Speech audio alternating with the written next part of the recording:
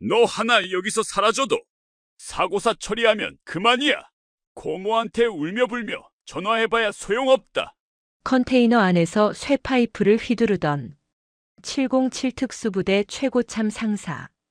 그런데 24시간 후 그는 별 3개를 단 중장 앞에서 무릎 꿇고 수갑이 채워졌습니다. 대체 그 고모의 정체는 무엇이었을까요? 영상 보시기 전에 구독과 좋아요 한번 눌러주시면 세상 사연에 큰 힘이 됩니다. 무료로 할 수 있는 소중한 응원, 더 좋은 이야기로 보답하겠습니다. 이제 시작하겠습니다. 대한민국 육군 특수전사령부 예하 제707 특수임무단 영내 산악구보 코스에는 거친 숨소리가 가득했다. 이른 새벽 훈련임에도 불구하고 대원들의 숨은 이미 한계에 다다르고 있었다. 전직 국가대표 육상 선수 출신인 김도진 하사는 입에서 단내가 날 정도로 달리고 있었지만 그의 페이스는 흐트러지지 않았다. 25의 나이에 무릎 부상으로 올림픽 출전의 꿈을 접어야 했던 순간을 도진은 아직도 생생히 기억했다. 의사는 더 이상 경기는 불가능하다고 선언했고 그가 10년 넘게 달려온 트랙은 그렇게 끝이 났다. 하지만 도진은 포기하지 않았다. 달리기를 멈출 수는 없었다. 그래서 선택한 것이 특수전사령부 부사관이었다. 최고가 되겠다는 목표 하나로 대한민국에서 가장 정예화된 부대인 707 특수임무단에 지원했다. 도진의 심장은 터질 듯 뛰었지만 다리는 기계처럼 정확하게 움직였다. 육상 선수 시절 수천 번 반복했던 동작이 몸에 각인되어 있었다. 가파른 경사를 오를 때도 보폭은 일정했고 숨은 리듬을 잃지 않았다. 뒤에서 따라오던 동기들은 하나둘 뒤처지기 시작했다. 도진은 고개를 들어 앞을 확인했다. 저 멀리 부대 내 산악구보 최고 기록 보유자인 박철우 상사의 등이 보였다. 박철우 상사는 707 특수임무단 내에서 실세로 불리는 3지역대 선임 팀장이었다. 32살의 나이에 상사 계급장을 단 그는 부대 내에서 누구도 함부로 대하지 못하는 인물이었다. 신병 시절부터 특전사에서만 10년을 보낸 그는 자신이 이 부대의 터줏대감이라고 믿고 있었다. 특히 산악구보 기록은 그의 자존심이었다. 3년 동안 아무도 깨지 못한 기록이었고 박 상사는 그것을 자랑스럽게 여겼다. 결승점까지 남은 거리는 약 200m. 도진은 육상 선수 시절의 본능이 깨어나는 것을 느꼈다. 마지막 직선 주로에서 스퍼트를 올릴 때의 그 감각. 그는 호흡을 가다듬고 속도를 높이기 시작했다. 박철우 상사와의 거리가 좁혀졌다. 150m, 100m, 50m. 도진의 다리는 더 빠르게 움직였다. 박 상사는 뒤에서 따라오는 발소리를 들었다. 고개를 돌려 확인한 순간 그의 얼굴이 굳어졌다. 신참 하사가 자신을 따라잡고 있었다. 박 상사도 속도를 높였지만 이미 늦었다. 도진은 그를 추월했고 가장 먼저 결승점의 깃발을 잡았다. 동기들의 환호가 터져나왔다. 임관한 지 석 달밖에 안 된 신참이 부대 최고 기록 보유자를 꺾은 것이다. 도진은 무릎에 손을 짚고 숨을 고르며 뒤를 돌아봤다. 박철우 상사가 결승선을 통과하고 있었다. 그의 표정은 싸늘하게 굳어져 있었다. 도진은 경례를 올리며 말했다. 수고하셨습니다, 상사님. 박철우 상사는 대답 없이 도진을 바라봤다. 그의 눈빛에는 차가운 무언가가 담겨 있었다. 주변의 환호 소리가 무색하게 두 사람 사이의 공기는 얼어붙었다. 박 상사는 땀을 닦으며 도진에게 다가왔다. 그리고 도진의 어깨에 손을 올렸다. 겉으로는 격려하는 선임의 모습이었지만 도진은 그 손에 실린 힘이 예사롭지 않다는 것을 느꼈다. 박 상사가 낮은 목소리로 속삭였다. 여기서는 발 빠르다고 살아남는 게 아니야. 눈치가 빨라야지. 도진은 그 말의 의미를 정확히 이해하지 못했다. 하지만 본능적으로 무언가 잘못되었다는 느낌을 받았다. 박 상사는 어깨를 가볍게 두드린 후 대원들을 향해 돌아섰다. 전원 집합, 다음 훈련 준비. 도진은 동기들과 함께 대열을 맞췄다. 옆에 선 동기가 작은 목소리로 말했다. 야, 내가 박 상사 기록을 깼어. 대단한데? 또 다른 동기가 끼어들었다. 근데 표정 봤어? 박 상사 되게 기분 나빠 보이던데. 그냥 진 게 아쉬운 거겠지. 괜찮아. 하지만 도진은 괜찮지 않을 것이라는 예감이 들었다. 박철우 상사의 눈빛이 계속 머릿속에 남아 있었다. 그것은 단순히 경쟁에서 진 사람의 아쉬움이 아니었다. 더 깊고 어두운 감정이었다. 오전 훈련이 끝나고 점심 식사 시간이 되었다. 도진은 식판을 들고 배식을 받기 위해 줄을 섰다. 앞에서 배식을 담당하던 선임이 도진을 보더니 눈짓으로 뒤를 가리켰다. 도진이 고개를 돌리자 박철우 상사가 팔짱을 낀 채 자신을 바라보고 있었다. 식판에 담긴 반찬의 양이 유난히 적었다. 도진은 아무 말 없이 받아서 자리에 앉았다. 동기들이 이상하다는 표정을 지었지만 누구도 자신의 반찬을 나눠주지 않았다. 이미 박 상사의 눈치를 본 것이다. 오후 체력 단련 시간에도 이상한 일이 계속되었다.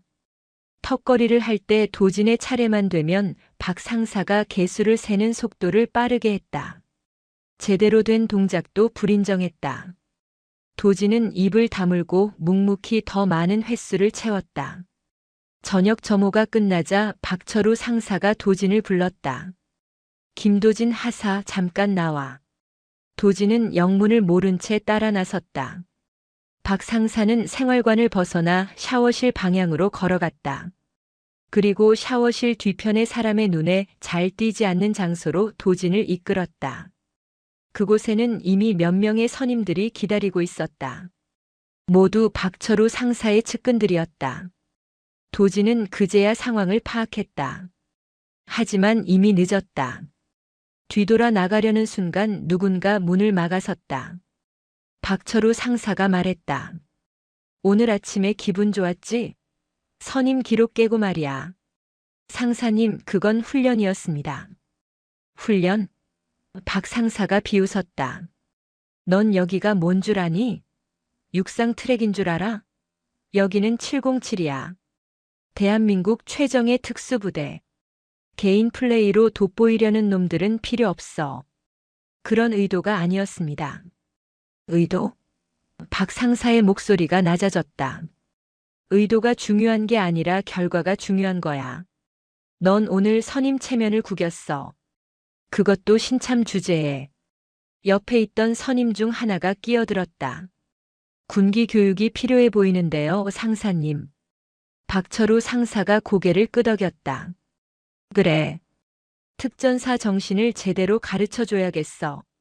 도진은 주먹을 쥐었다. 육상 선수 시절 단련된 체력이 있었다. 싸운다면 한두 명은 상대할 수 있을지도 몰랐다. 하지만 그것은 군대에서 통하는 논리가 아니었다. 선임을 때리는 순간 그의 군 생활은 끝난다는 것을 도진도 알고 있었다. 박 상사가 도진에게 다가왔다. 그리고 말했다. 육상 선수라며? 하체가 튼튼하다고 들었는데. 그럼 좀 맞아도 되겠네. 첫 번째 발길질이 도진의 복부에 꽂혔다. 군화 바닥의 단단한 감촉이 배를 강타했다. 도진은 신음을 삼키며 이를 악물었다. 소리를 내면 안 됐다. 소리를 내는 순간 더 심해질 것을 알고 있었다. 두 번째, 세 번째 발길질이 이어졌다. 옆구리, 허벅지, 다시 복부. 도진은 바닥에 무릎을 꿇었다. 숨이 제대로 쉬어지지 않았다. 육상 선수 시절 극한의 훈련을 견뎌냈지만 이것은 달랐다. 훈련은 목표가 있었다. 하지만 이것은 단지 폭력일 뿐이었다. 주변의 선임들이 웃음을 터뜨렸다. 그 웃음소리가 샤워실 타일에 울려 퍼졌다. 도진은 바닥에 웅크린 채 눈을 감았다. 고통보다 더 큰 것은 굴욕감이었다. 자신이 왜 이런 일을 당해야 하는지 이해할 수 없었다. 박철우 상사가 몸을 숙여 도진의 귀에 속삭였다. 이건 시작에 불과해. 앞으로 내가 여기서 어떻게 지낼지 두고 보자고. 육상 선수 출신이 얼마나 버티나. 도진은 대답하지 않았다. 할 수 있는 것은 오직 견디는 것뿐이었다. 박 상사와 선임들이 하나둘 자리를 떠났다. 도진은 차가운 바닥에 홀로 남겨졌다. 몸은 고통으로 비명을 질렀지만 그는 소리 없이 일어났다. 생활관으로 돌아가는 길은 멀게만 느껴졌다. 복도를 지나며 마주친 동기들은 도진의 상태를 보고도 모른 척했다. 이미 소문이 퍼진 것이다. 박철우 상사가 찍은 사람에게는 누구도 손을 내밀지 않는다는 것을. 도진은 자신의 침상에 누웠다. 천장을 바라보며 생각했다. 이것이 자신이 꿈꾸던 707 특수임무단의 모습인가? 최정예 부대에서 최고가 되겠다는 꿈은 이렇게 무너지는 것인가? 하지만 도진은 포기할 수 없었다. 무릎 부상으로 육상을 포기해야 했을 때도 달리기를 멈추지 않았다. 이번에도 멈출 수 없었다. 그의 다리는 아직 멈추지 않았다. 고통 속에서도 도진은 다짐했다. 견뎌내겠다고. 반드시 살아남겠다고. 창밖으로 보이는 밤하늘에는 별이 총총했다. 도진은 눈을 감았다. 이것은 지옥의 시작에 불과했다. 하지만 그는 아직 몰랐다. 이 지옥이 얼마나 깊은지, 그리고 자신을 구해줄 별이 이미 하늘에 떠 있다는 것을. 첫 폭행 이후 박철우 상사의 괴롭힘은 날이 갈수록 교묘하고 악랄해졌다. 도진을 향한 그의 적대감은 단순한 감정 해소를 넘어서 계획적이고 조직적인 양상으로 변해갔다. 마치 오랜 시간 공들여 먹잇감을 길들이는 포식자처럼 박 상사는 도진의 일상 하나하나를 장악해 나갔다. 임관 넉 달째가 되던 어느 날 도진은 대테러 사격 훈련장으로 소집되었다. 707 특수임무단의 핵심 훈련 중 하나인 근접 전투 사격 훈련이었다. 실탄이 아닌 시미션탄을 사용하는 훈련이었지만 방탄조끼를 착용해도 맞으면 상당한 충격이 전해지는 것으로 유명했다. 페인트가 든 훈련탄이지만 근거리에서 맞으면 멍이 들고 심하면 피부가 터지기도 했다. 훈련장에 도착한 도진은 다른 대원들과 함께 장비를 점검했다. 헬멧, 방탄조끼, 보호대를 착용하고 훈련용 소총을 지급받았다. 박철우 상사가 훈련 통제관으로 나타났을 때 도진의 가슴이 불길하게 요동쳤다. 박 상사가 말했다. 오늘은 방탄조끼 성능 테스트를 겸한 내구성 훈련을 실시한다. 김도진 하사 앞으로. 도진은 대열에서 나섰다. 주변 동기들의 시선이 동정과 두려움으로 뒤섞였다. 박 상사는 도진을 표적 구역 한가운데로 세웠다. 방탄조끼를 믿고 가만히 서 있어. 움직이지 마. 상사님, 이 훈련은 절차상. 내가 통제관이야. 내 지시에 따라. 박철우 상사의 목소리는 차갑고 단호했다. 도진은 입을 다물었다. 저항할 수 없다는 것을 알았다. 박 상사는 약 10m 거리에 섰다. 일반적인 시미션탄 훈련 거리는 최소 20m 이상이었다. 10m는 위험할 정도로 가까운 거리였다. 첫 발이 발사되었다. 시미션탄이 도진의 가슴 중앙을 강타했다.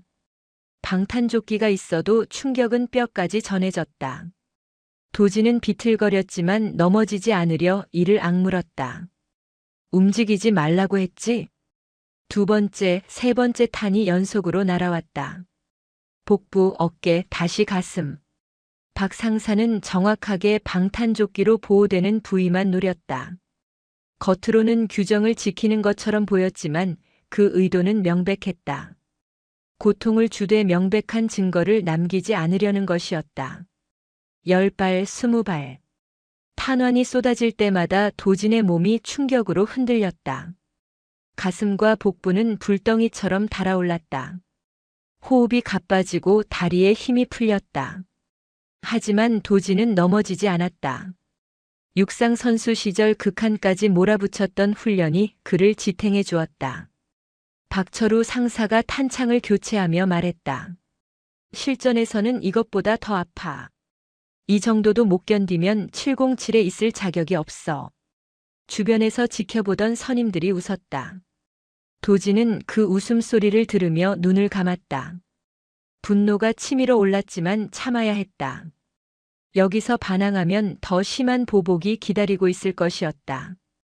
훈련이 끝났을 때 도지는 거의 서 있을 수 없을 정도였다. 동기 하나가 다가와 그를 부축했지만 박 상사의 눈빛을 보고는 슬그머니 물러섰다. 도지는 혼자 힘으로 무기고까지 걸어갔고 장비를 반납했다. 탈의실에서 방탄조끼를 벗었을 때 도지는 자신의 상체를 확인했다. 온통 붉고 검푸른 멍으로 뒤덮여 있었다. 손으로 살짝 눌러보기만 해도 고통이 밀려왔다. 이것은 훈련이 아니었다. 공개적으로 진행되는 폭행이었다. 하지만 더 견디기 힘든 것은 육체적 고통이 아니었다. 식사 시간마다 반복되는 굴욕이 도진을 서서히 무너뜨리고 있었다. 배식을 받을 때마다 도진의 식판에는 밥알 몇 개와 국물만 담겼다. 반찬은 찾아볼 수 없었다. 처음에는 동기 하나가 자신의 반찬을 나눠주려 했다. 하지만 그 모습을 본 박철우 상사가 그 동기를 따로 불러내 무슨 말을 했는지 이후로는 아무도 도진을 돕지 않았다. 식당에서 도진은 섬이 되었다. 누구도 그의 옆자리에 앉지 않았고 누구도 그와 대화를 나누지 않았다. 도진은 하루에 한 끼도 제대로 먹지 못했다. 체중이 빠지기 시작했고 훈련 중 체력이 급격히 떨어졌다. 한때 육상 트랙을 지배했던 탄탄한 근육은 점점 위축되어 갔다. 거울에 비친 자신의 모습이 낯설었다. 눈빛은 생기를 잃었고 얼굴은 수척해졌다. 그렇게 2달이 흘렀다. 임관 6달째에 접어든 도지는 이제 생활관에서도 투명인간 취급을 받았다. 동기들은 그와 눈을 마주치는 것조차 피했다. 그들을 탓할 수 없었다.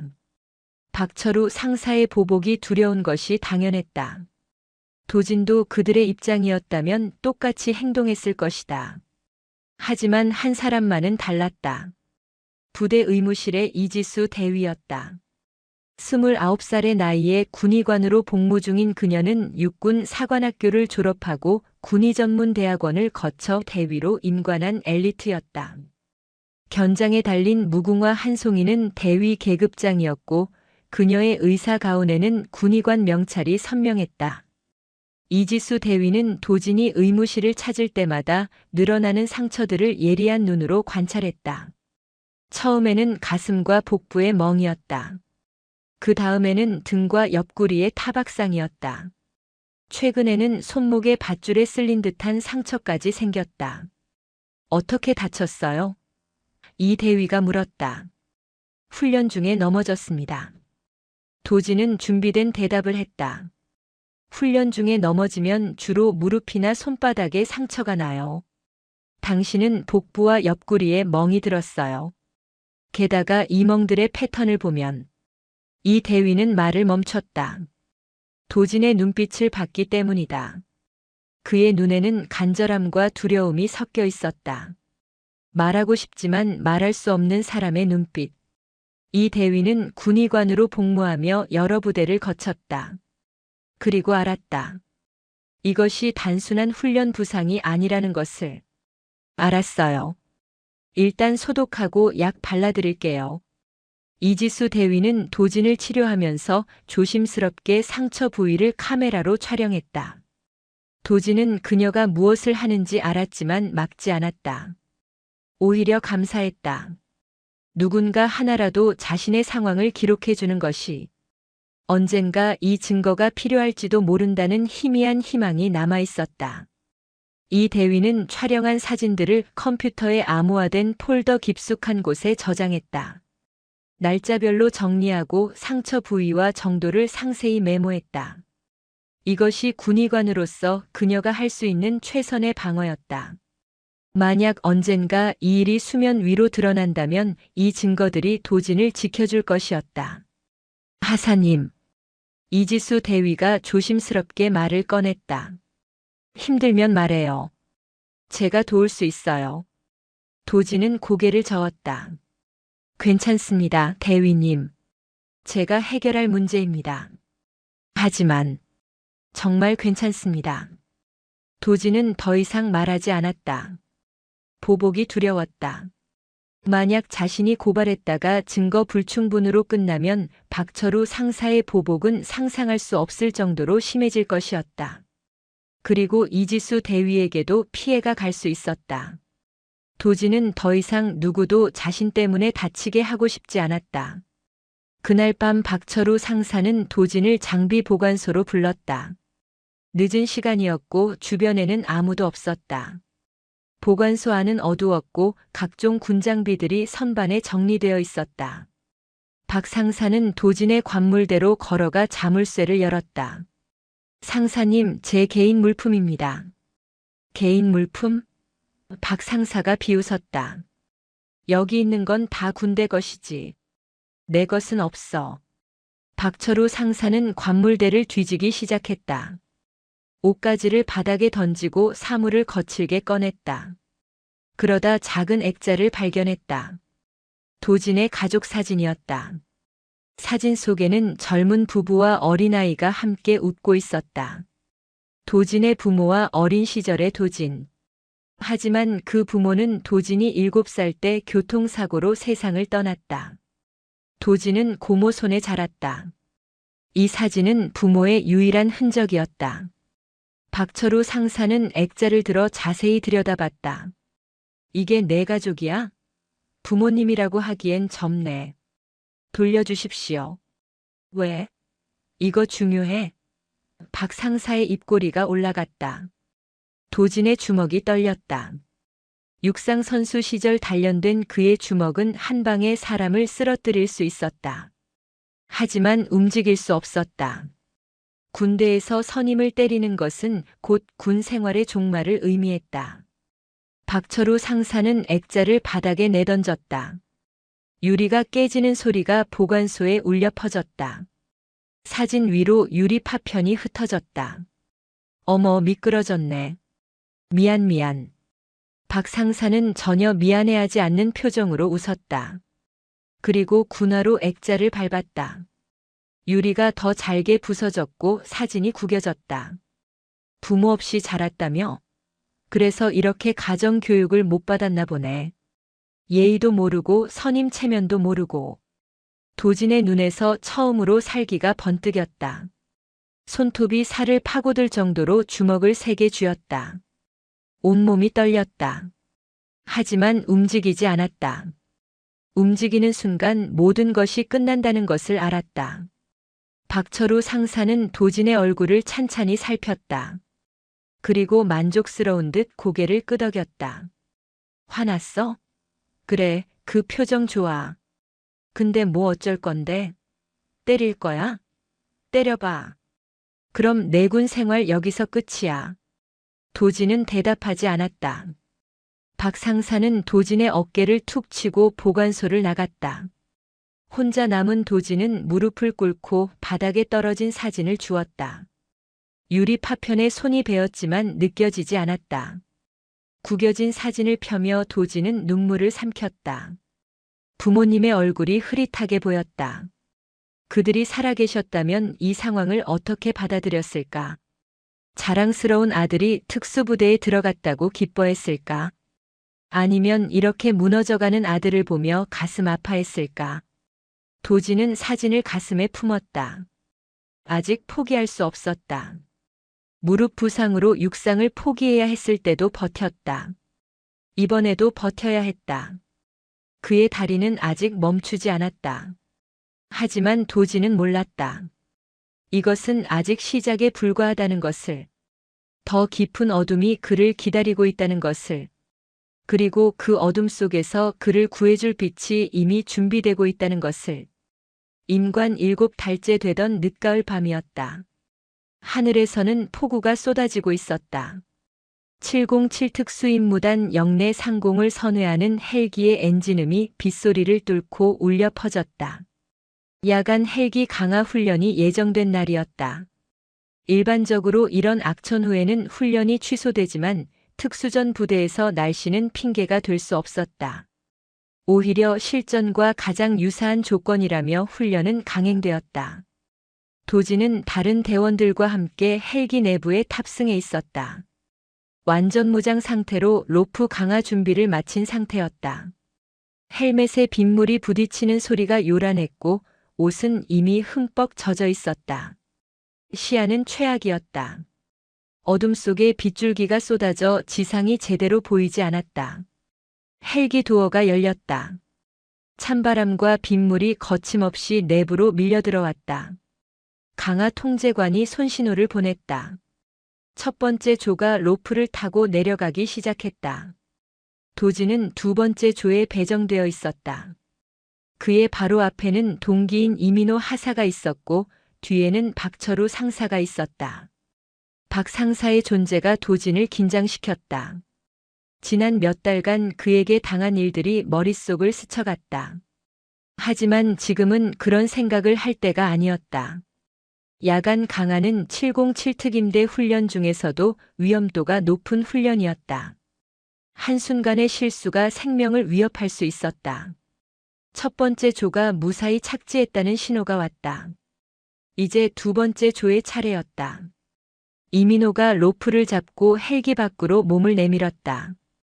도지는 그 뒤를 따라 준비 자세를 취했다.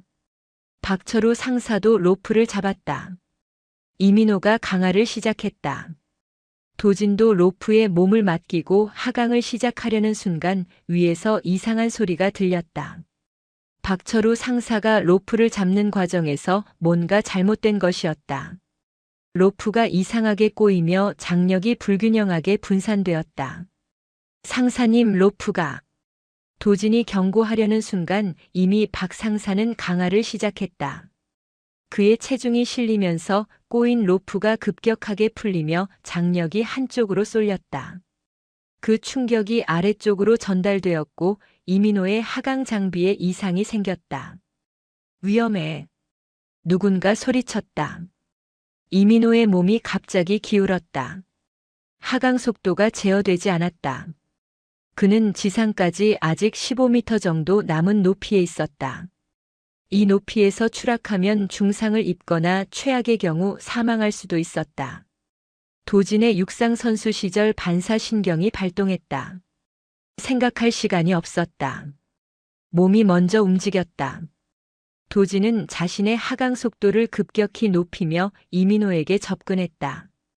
빗속에서 거리를 가늠하기 어려웠지만 감각에 의지했다. 1초도 안 되는 순간이었다. 도진은 한 손으로 로프를 잡고 다른 손으로 이민호의 전술조끼를 낚아챘다. 자신의 체중과 이민호의 체중을 동시에 지탱해야 했다. 어깨와 팔에 엄청난 압력이 가해졌다. 근육이 비명을 질렀지만 놓을 수 없었다. 도진은 있는 힘을 다해 이민호를 안전한 착지 지점 쪽으로 밀어냈다. 이민호가 지상의 안전 요원들에게 붙잡혔다. 하지만 그 반동으로 도진의 몸이 균형을 잃었다. 로프에서 손이 미끄러지며 도진은 공중에서 회전했다. 착지 지점 바로 옆에는 훈련용 철제 구조물이 설치되어 있었다. 장애물 극복 훈련에 사용되는 철골 프레임이었다. 도진의 몸이 그 구조물을 향해 날아갔다. 옆구리가 철제 기둥에 강하게 부딪혔다. 갈비뼈에서 둔탁한 충격이 전해졌고 순간 호흡이 멎었다. 도진은 철제 구조물에서 튕겨나가 진흙 바닥으로 굴러떨어졌다. 빗물과 진흙이 얼굴을 덮었다. 온몸이 고통으로 불타올랐다. 옆구리를 손으로 짚어보니 뼈가 부러진 것 같은 느낌이었다. 움직일 때마다 날카로운 통증이 찔러왔다. 의무 요원들이 달려왔다. 도진을 들것에 옮기려 했지만 박철우 상사가 제지했다. 잠깐. 부상 정도를 먼저 확인해.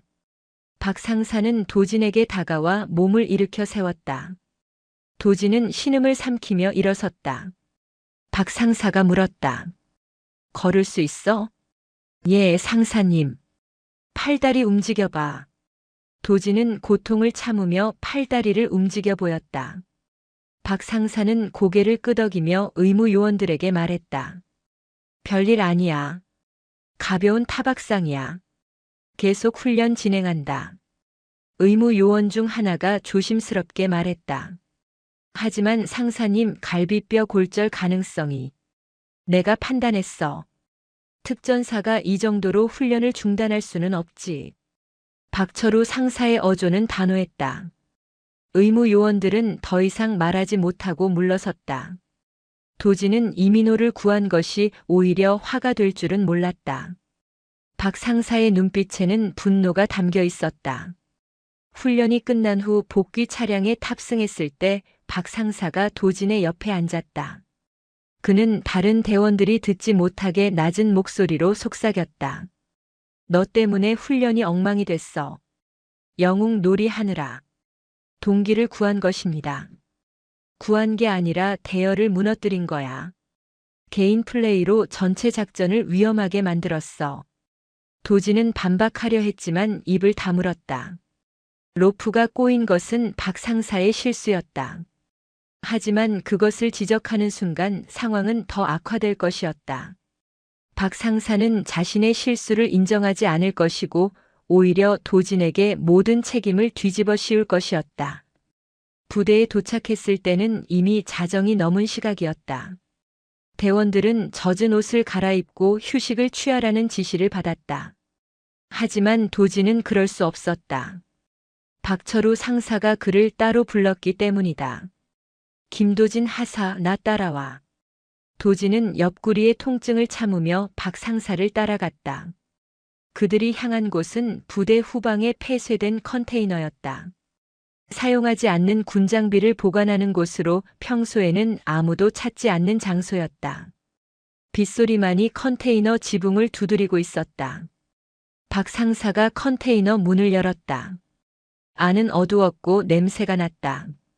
오래된 장비와 녹슨 철제 물품들이 쌓여 있었다. 도지는 불길한 예감이 들었지만 들어갈 수밖에 없었다. 문이 닫히며 외부의 빛이 차단되었다. 컨테이너 안에는 희미한 전등 하나만이 켜져 있었다. 박철우 상사는 구석에 놓인 쇠 파이프를 집어들었다. 녹슨 파이프였지만 충분히 무기가 될 수 있었다. 상사님, 이건. 닥쳐. 박 상사의 목소리는 차가웠다. 내가 오늘 영웅 놀이하느라 내 얼굴에 먹칠했어. 내 실수를 가리려고 했는데 내가 나서서 주목받았잖아. 이제 다들 왜 로프가 꼬였는지 궁금해하겠지. 저는 아무 말도 하지 않겠습니다. 말을 안 하겠다고? 박 상사가 비웃었다. 내 입을 어떻게 믿어? 확실히 해둬야지. 첫 번째 타격이 도진의 어깨를 강타했다. 쇠파이프의 무게가 고스란히 전해졌다. 도진은 비틀거리며 벽에 부딪혔다. 갈비뼈 부상 부위가 벽에 눌리며 고통이 배가 되었다. 오늘 너 때문에 내가 얼마나 불안했는지 알아? 두 번째 타격은 옆구리로 향했다. 이미 부상당한 곳이었다. 도진은 무릎을 꿇었다. 입에서 신음이 새어나왔다.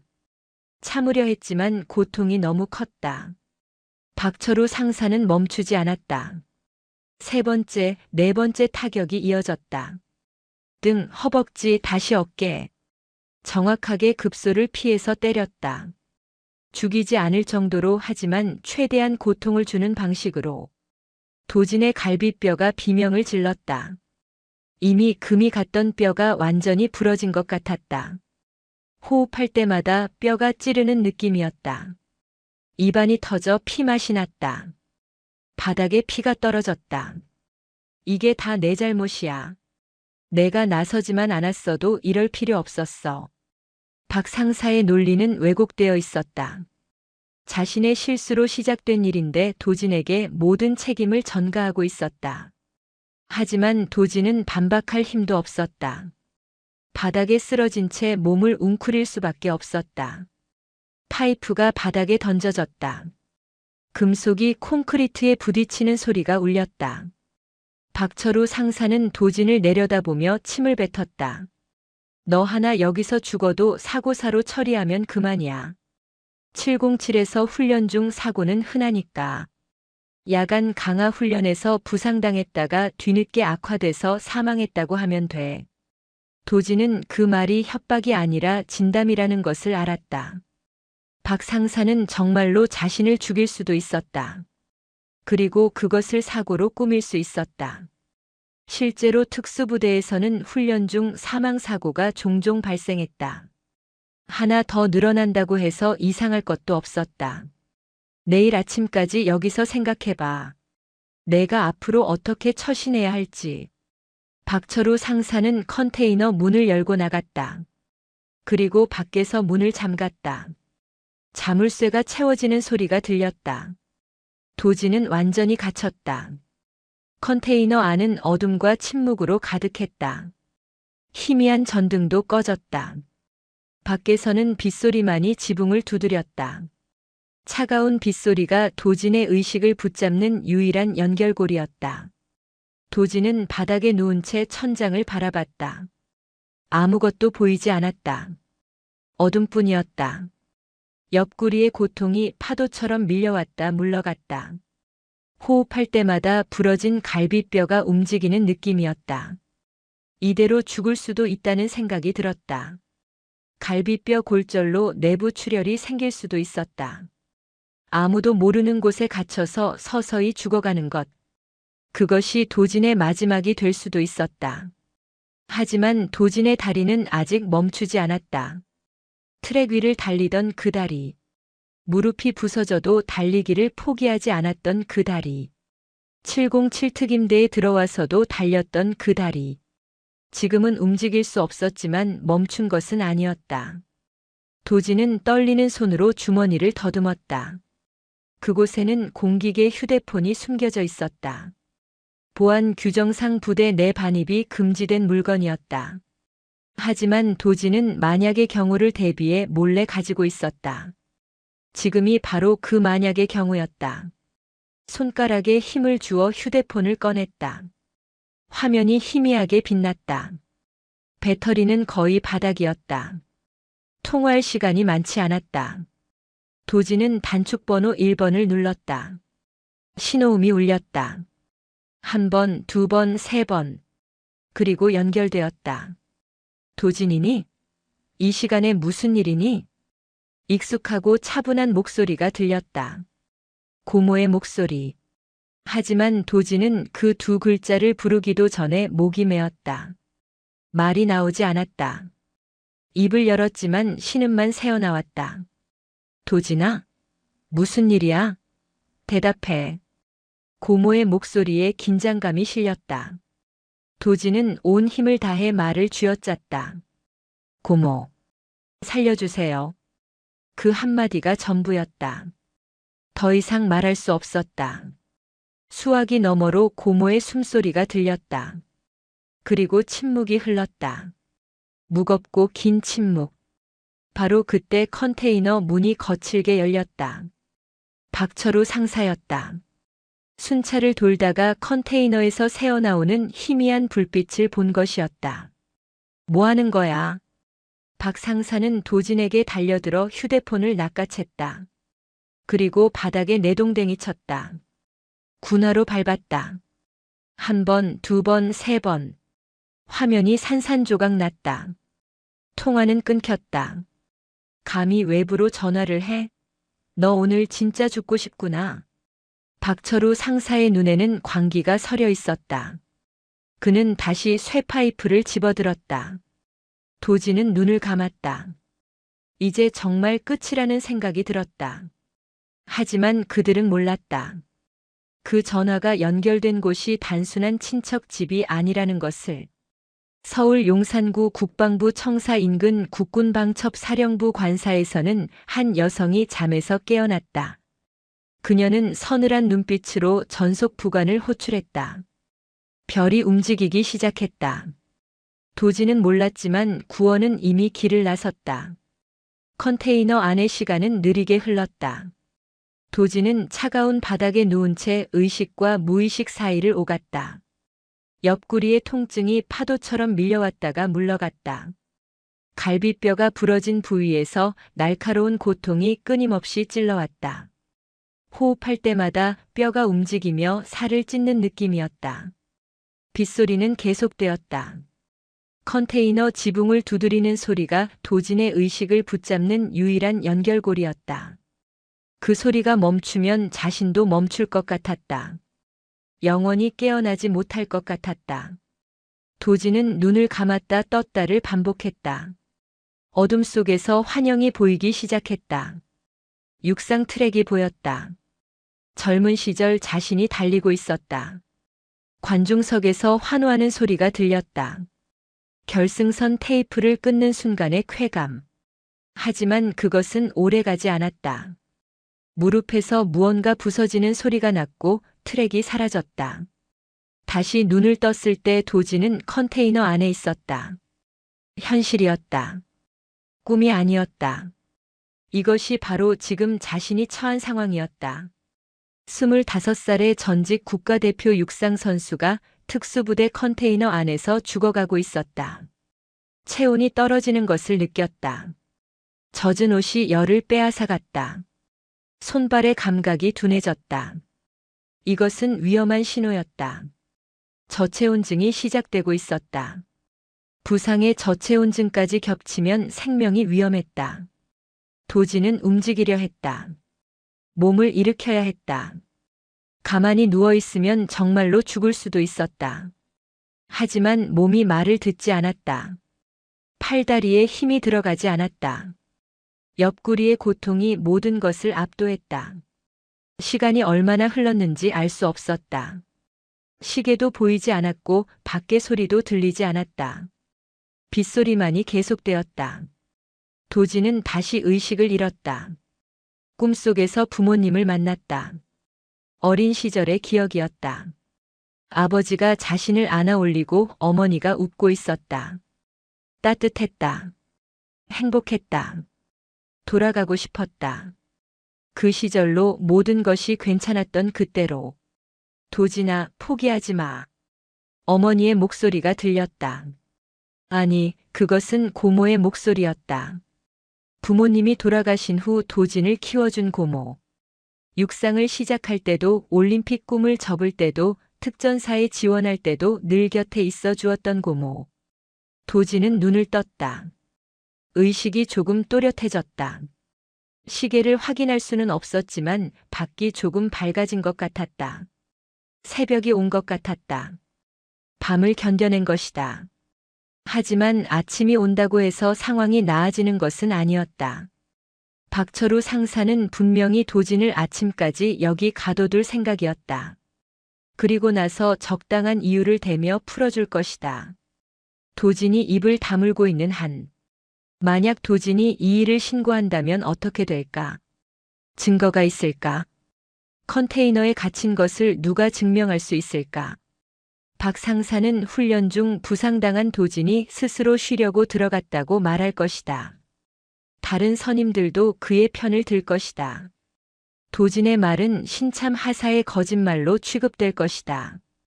설령 조사가 시작된다 해도 박철우 상사는 10년 동안 707특임대에서 쌓아온 인맥이 있었다.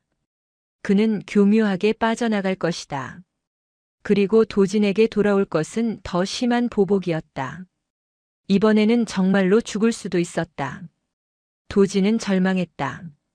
출구가 보이지 않았다. 이대로 견디다가 복무를 마칠까? 아니면 스스로 자대 전출을 신청할까? 하지만 그것은 도망치는 것이었다. 최고가 되겠다는 꿈을 포기하는 것이었다. 그때 주머니에서 무언가 느껴졌다. 공기계 휴대폰. 박철우 상사가 밟아서 부서졌지만 혹시 모른다는 생각에 도진은 손을 뻗었다. 고통을 참으며 주머니에서 휴대폰을 꺼냈다. 화면은 산산조각 나 있었다. 하지만 전원은 들어왔다. 희미하게나마 빛이 났다. 배터리 표시는 거의 바닥이었다. 3%. 통화할 시간이 거의 없었다. 도진은 망설였다. 전화를 걸어야 할까? 고모에게 전화를 하면 무엇이 달라질까? 고모는 평범한 사람이었다. 군대 일에 개입할 수 없었다. 오히려 걱정만 끼치는 것 아닐까? 하지만 도진에게는 다른 선택지가 없었다. 이대로 죽을 수는 없었다. 적어도 누군가에게는 자신의 상황을 알려야 했다. 만약 정말로 여기서 죽는다면 고모만이라도 진실을 알아야 했다. 떨리는 손으로 도진은 단축번호 1번을 눌러. 고모의 번호였다. 신호음이 울렸다. 한 번, 두 번. 도진은 숨을 참았다. 받아달라고 기도했다. 세 번째 신호음이 울린 후 전화가 연결되었다. 도진이니? 이 시간에 무슨 일이니? 고모의 목소리였다. 잠에서 깬 듯 약간 쉰 목소리였지만 분명하고 차분했다. 그 목소리를 듣는 순간 도진의 눈에서 눈물이 흘렀다. 참았던 감정이 무너졌다. 도진아? 무슨 일이야? 대답해. 고모의 목소리에 긴장이 실렸다. 조카의 상태가 심상치 않다는 것을 직감한 것이다. 도진은 입을 열었다. 하지만 말이 나오지 않았다. 목이 메었다. 무엇부터 말해야 할지 알 수 없었다. 고모. 겨우 한 단어를 뱉어냈다. 그 한 단어에 모든 고통과 절망이 담겨 있었다. 도진은 온 힘을 다해 다음 말을 쥐어짰다. 살려주세요. 그것이 전부였다. 더 이상 말할 수 없었다. 설명할 수도 없었다. 그저 그 세 글자만이 도진의 입에서 나올 수 있는 전부였다. 살려달라고. 제발 살려달라고. 수화기 너머로 고모의 숨소리가 들렸다. 짧고 날카로운 숨소리. 그리고 침묵이 흘렀다. 무겁고 긴 침묵. 하지만 그 침묵 속에는 무언가가 응축되고 있었다. 도진은 느낄 수 있었다. 고모가 단순히 당황하고 있는 것이 아니라는 것을. 위치가 어디니? 고모의 목소리가 달라져 있었다. 더 이상 잠에서 깬 사람의 목소리가 아니었다. 냉정하고 단호했다. 명령하는 사람의 목소리. 도진은 그 변화를 느꼈지만 이해하지 못했다. 707. 특임대. 컨테이너. 도진이 가까스로 대답하려는 순간 컨테이너 문이 거칠게 열렸다. 박철우 상사였다. 그는 순찰을 돌다가 컨테이너에서 새어나오는 희미한 불빛을 발견한 것이었다. 휴대폰 화면의 빛. 뭐 하는 거야? 박 상사의 고함이 컨테이너 안을 채웠다. 그는 도진에게 달려들었다. 도진은 휴대폰을 지키려 했지만 힘이 없었다. 박 상사는 쉽게 휴대폰을 낚아챘다. 고모 도진이가 지금. 수화기 너머에서 고모의 목소리가 들렸다. 하지만 박철우 상사는 듣지 못했다. 그는 휴대폰을 바닥에 내동댕이 쳤다. 깨진 화면이 완전히 산산조각 났다. 박 상사는 멈추지 않고 군화로 휴대폰을 밟았다. 한 번, 두 번, 세 번. 휴대폰이 완전히 부서졌다. 회로가 드러나고 배터리가 분리되었다. 통화는 끊겼다. 고모의 목소리도 사라졌다. 도진의 마지막 희망이 군화 밑에서 부서졌다. 감히 외부로 전화를 해? 보안 규정 위반이야. 너 오늘 진짜 죽고 싶구나. 박철우 상사의 눈에는 광기가 서려 있었다. 그는 도진이 누구에게 전화했는지, 무슨 말을 했는지 알고 싶어 했다. 하지만 묻지 않았다. 이미 통화가 끊겼고 휴대폰도 부서졌다. 증거는 사라졌다. 일어나. 박 상사가 도진의 옷깃을 잡아 일으켰다. 도진은 비틀거렸다. 옆구리에 통증이 폭발했다. 다리에 힘이 풀려 주저앉으려 했지만 박 상사가 붙잡고 있었다. 누구한테 전화한 거야? 고모입니다. 고모? 박 상사가 비웃었다. 고모한테 살려달라고 울었어? 얼마나 한심하면. 그래서 고모가 뭐 해줄 건데? 여기 쳐들어와? 박 상사는 도진을 밀쳤다. 도진은 벽에 부딪혀 바닥에 쓰러졌다. 박 상사는 부서진 휴대폰 조각들을 주워 모았다. 증거를 인멸하려는 것이었다. 이거 가지고 너 영창 보낼 수 있어. 보안 규정 위반으로. 그럼 내군 생활 끝이야. 도지는 대답하지 않았다. 할 수 있는 말이 없었다. 박 상사의 말이 맞았다. 공직의 휴대폰 반입은 중대한 보안 위반이었다. 특수부대에서는 더욱 엄격하게 다뤄지는 사안이었다. 하지만 나도 인정은 많은 사람이니까 한 번만 봐주지. 대신 앞으로 절대 이런 짓 하지 마. 알았어? 박철우 상사의 관대함은 거짓이었다. 그는 도진을 영창에 보내지 않는 것이 아니라 자신의 폭행이 드러나지 않도록 덮으려는 것이었다. 만약 도진이 영창에 가면 조사가 시작되고 그의 부상 원인이 밝혀질 수 있었다. 일어나서 의무실 가. 갈비뼈 검사받아. 훈련 중 부상이라고 해. 알았지? 도진은 고개를 끄덕였다. 다른 선택의 여지가 없었다. 박 상사는 컨테이너 문을 열고 나갔다. 도진은 혼자 남았다. 밖은 이미 밝았다.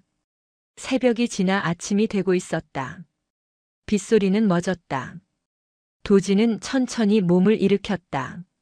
모든 것이 고통스러웠다. 하지만 살아있었다. 아직 죽지 않았다. 컨테이너를 나와 의무실로 향하는 도중 도진은 생각했다. 고모에게 전화한 것이 무슨 소용이었을까? 그저 걱정만 끼쳤을 뿐이었다. 고모가 할 수 있는 일은 없었다. 도진은 여전히 혼자였다. 하지만 도진은 몰랐다. 그 전화가 연결된 곳이 어디였는지, 수화기 너머에서 조카의 절규를 들은 여인이 누구였는지, 서울 용산구 국방부 청사 인근에는 국군방첩사령부 관사가 있었다. 그곳의 한 침실에서 김혜경 중장은 잠에서 깨어 전화를 받았다. 조카 도진의 전화였다. 그리고 들었다. 살려달라는 비명을. 김혜경 중장은 전화가 끊긴 후에도 수화기를 쥔 채 움직이지 않았다. 그녀의 눈빛이 서늘하게 가라앉았다. 침실 옆 집무실로 걸어간 그녀는 책상 위에 내선 전화를 들었다. 부관. 지금 즉시 내 집무실로 와. 목소리는 차갑고 단호했다. 국군방첩사령관의 목소리였다. 견장에 달린 별 3개가 희미한 새벽빛에 빛났다. 김혜경은 창밖을 바라봤다. 저 멀리 산 너머 어딘가에 707 특수임무단이 있었다. 도진아, 조금만 버텨라. 고모가 간다. 그녀는 낮게 중얼거렸다. 그리고 전화를 걸기 시작했다. 방첩사령부 작전과장에게, 법무참모에게, 헌병대장에게. 새벽 4시가 채 되지 않은 시각이었지만 그녀의 전화를 받은 사람들은 모두 즉시 응답했다. 별이 움직이기 시작했다. 폭풍이 몰려오고 있었다. 하지만 도진은 아직 몰랐다. 구원이 이미 길을 나섰다는 것을. 707 특수임무단의 심판의 날이 다가오고 있다는 것을. 다음 날 아침 오전 9시. 707 특수임무단 정문 앞은 평소와 다른 긴장감에 휩싸였다. 위병소에 근무 중이던 일병 정태민은 멀리서 다가오는 차량 행렬을 발견했다. 검은색 세단 1대와 그 뒤를 따르는 군용 차량 5대. 일반적인 부대 방문과는 달랐다. 차량들이 가까워지자 정태민은 선두 차량의 번호판을 확인했다. 국방부 소속이었다. 그는 즉시 상급자에게 보고하려 했지만 차량들은 이미 정문 앞에 멈춰 섰다. 정태민은 서둘러 차단기를 내리고 차량 앞으로 나갔다. 정지하십시오. 출입증을 제시해 주시기 바랍니다. 선두 세단의 뒷좌석 문이 열렸다. 한 남성이 내려 정태민에게 다가왔다. 그는 검은색 정복을 입고 있었으며 가슴에는 국군방첩사령부 소속을 나타내는 휘장이 달려 있었다. 계급장은 소령이었다. 국군방첩사령부 작전과 김재현 소령입니다. 사령관님께서 귀 부대를 방문하십니다. 김재현 소령은 신분증과 함께 공문서를 내밀었다. 정태민은 서류를 받아들고 확인했다. 국방부 장관 명의의 특별조사 명령서였다. 707 특수임무단에 대한 기습 감찰을 실시한다는 내용이었다. 정태민의 손이 떨렸다. 방첩사령부의 기습 감찰. 이것은 심각한 문제가 있다는 의미였다. 그는 즉시 상황을 내부에 보고해야 했지만 김재현 소령이 그를 제지했다. 보고는 필요 없습니다.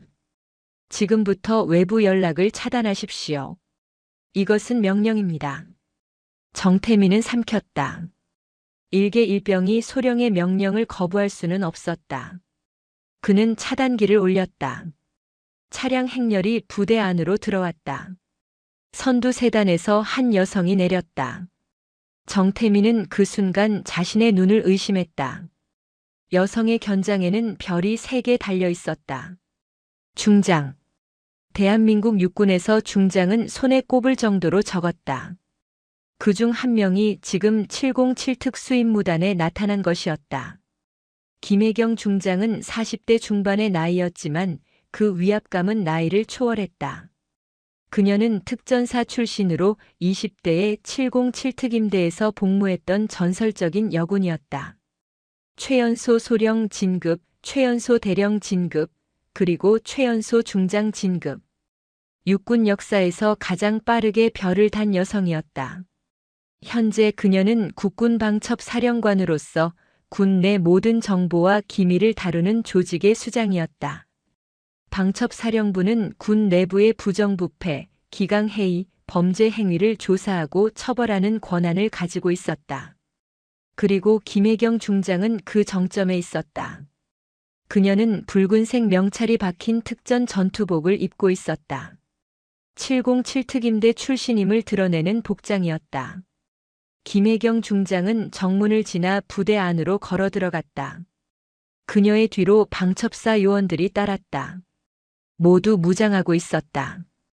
부대 내부는 이미 소란스러웠다. 아침 점호를 마친 대원들이 각자의 임무를 수행하고 있었다. 하지만 방첩사 차량들이 들어오는 것을 본 순간 모두가 얼어붙었다. 무슨 일이 일어나고 있는지 아무도 몰랐다. 김혜경 중장은 단장실로 향하지 않았다. 그녀는 곧장 대테러 작전 브리핑룸으로 향했다. 그곳에는 707 특임대의 주요 간부들이 모이는 장소였다. 김 중장은 문을 열고 들어갔다. 브리핑룸 안에는 약 30명의 대원들이 있었다. 오전 작전 회의가 진행 중이었다. 박철우 상사도 그 안에 있었다. 그는 김 중장이 들어오는 것을 보고 자리에서 일어났다. 다른 대원들도 일어났다. 김혜경 중장은 단상으로 올라갔다. 마이크를 잡았다. 그녀의 목소리가 브리핑룸을 채웠다. 지금부터 이 부대는 국군방첩사령부가 접수한다. 모든 대원은 현재 위치에서 대기하라. 무단 이탈 시 군법에 따라 처벌한다. 브리핑룸이 술렁였다. 접수. 그것은 부대 전체가 조사 대상이 되었다는 의미였다. 무슨 일이 있었기에 방첩사령관이 직접 나타난 것인지 아무도 알 수 없었다. 김재현 소령이 노트북을 연결했다. 스크린에 화면이 떴다. 사진들이었다. 도진의 몸에 난 상처들. 가슴에 멍, 복부에 타박상, 등의 상처. 날짜별로 정리된 사진들이었다. 이지수 대위가 몰래 촬영하여 보관했던 증거들이었다. 김혜경 중장은 이지수 대위에게서 어젯밤 긴급히 자료를 전달받았다. 도진의 전화를 받은 후 김 중장은 즉시 707 특임대에 근무하는 인원들을 파악했다. 그리고 의무실에 이지수 대위를 찾아냈다. 새벽 5시에 전화를 걸어 상황을 설명하자 이 대위는 주저없이 모든 증거를 제공했다. 다음 화면에는 훈련 일지가 떴다. 박철우 상사가 작성한 일지였다. 하지만 김 중장의 팀은 원본 백업 파일을 복구했다. 박 상사가 조작하기 전의 기록.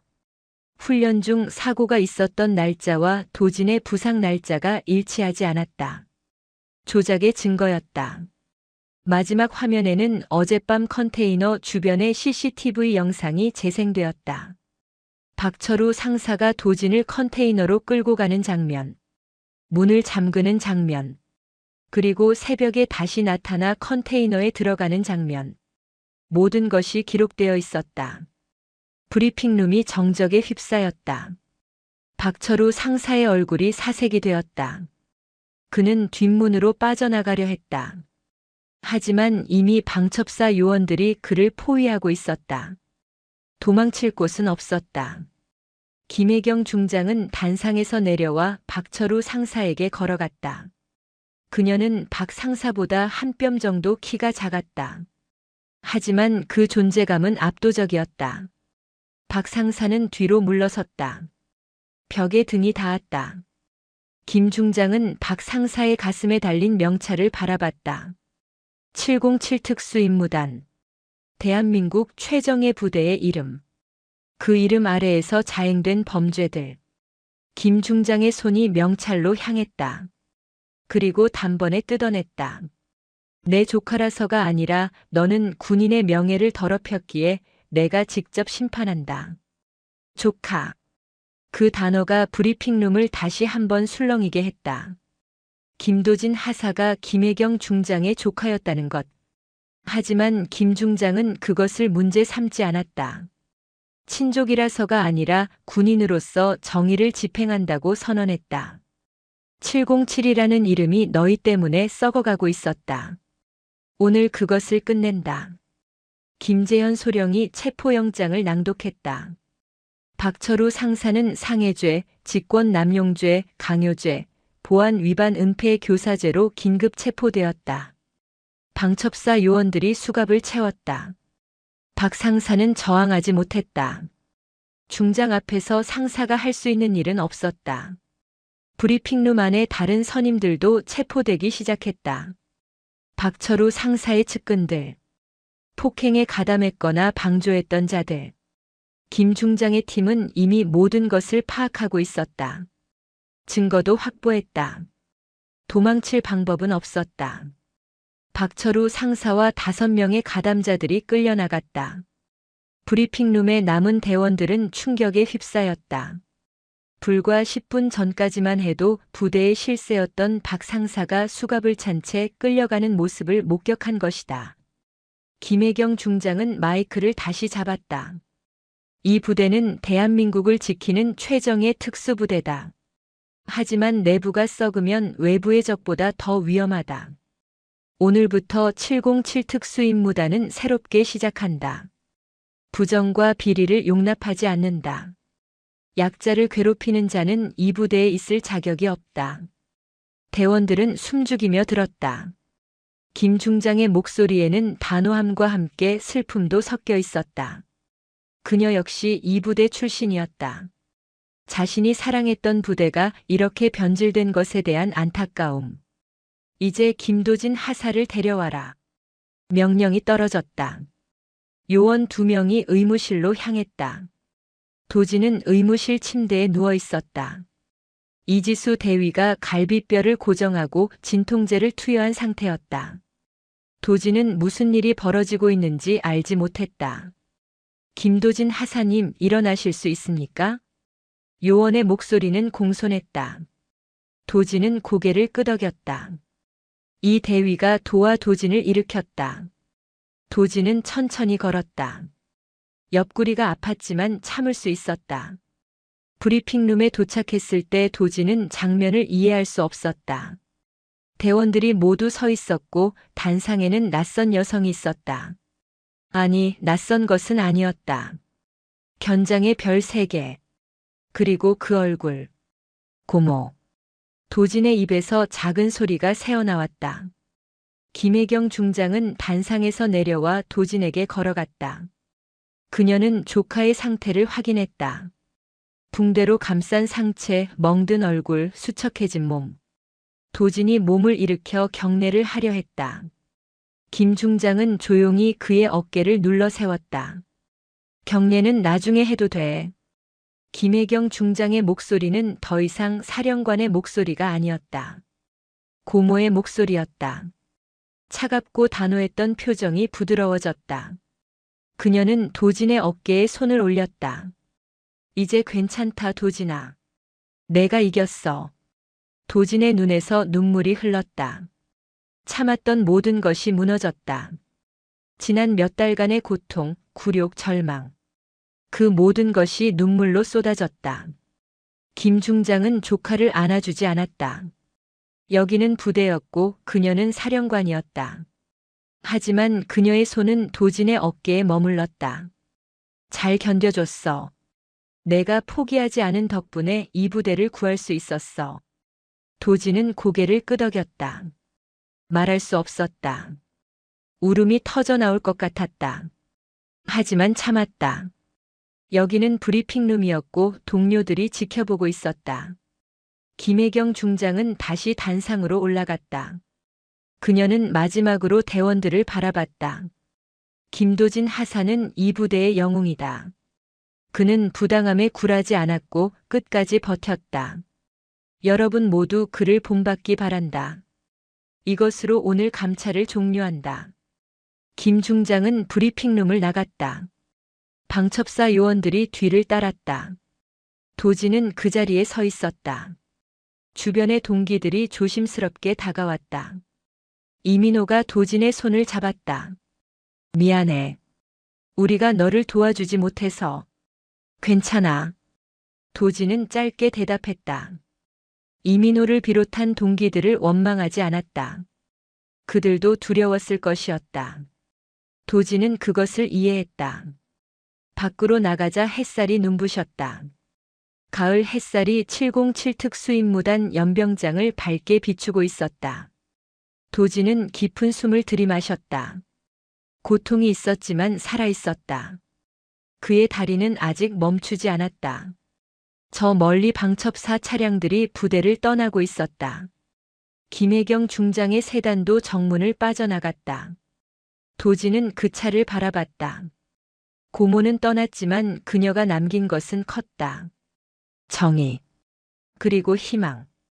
도진은 의무실로 돌아갔다. 치료를 받아야 했다.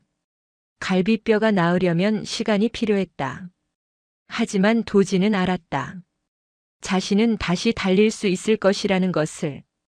트랙이 아니라 여기 707 특임대에서. 이번에는 제대로 된 방식으로. 악몽은 끝났다. 새로운 아침이 시작되고 있었다. 도진의 다리는 여전히 멈추지 않았고 앞으로도 멈추지 않을 것이었다. 오늘 이야기 어떠셨나요? 도진의 다리가 멈추지 않았던 것처럼 여러분의 인생도 어떤 시련 앞에서도 멈추지 않기를 바랍니다.